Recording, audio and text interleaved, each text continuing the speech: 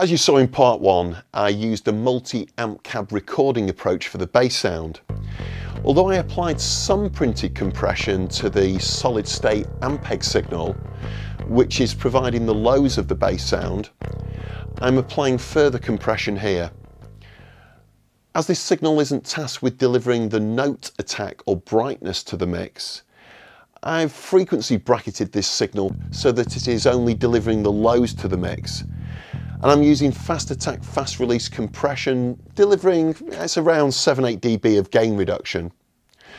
Then the low mids upwards is being provided by the Fender Bassman track, again frequency bracketed with this roll in mind. This signal is also being compressed, but I've used a medium rather than fast attack setting here, and I'm using far less gain reduction than was delivered to the low end track. The bass DI is being used to introduce some wiry note definition into the sound.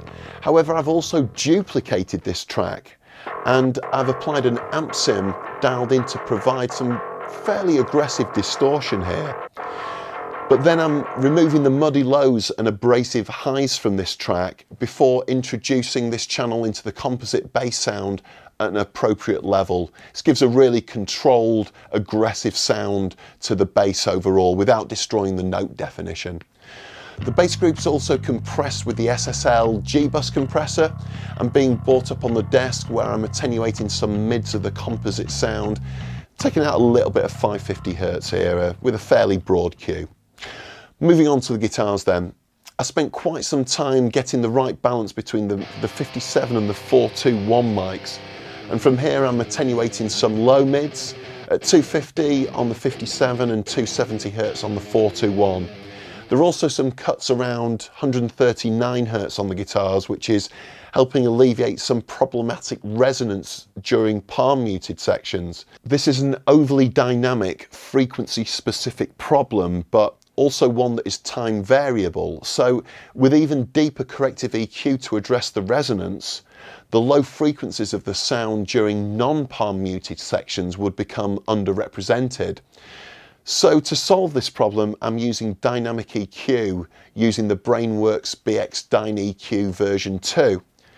The central difference between dynamic and conventional EQ is that the latter is static. In other words, unless automation's applied, conventional EQ remains constant throughout, regardless of input changes. In contrast, dynamic EQ changes its attenuation levels in response to spectral changes in the incoming signal.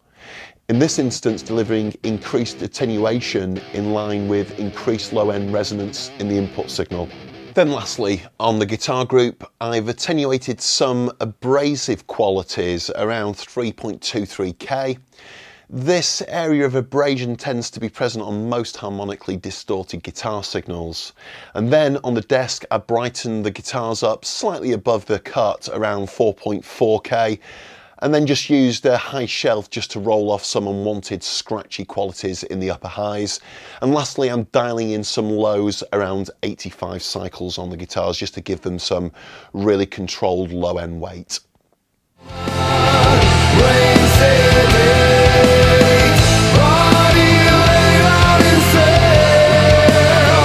Inflicted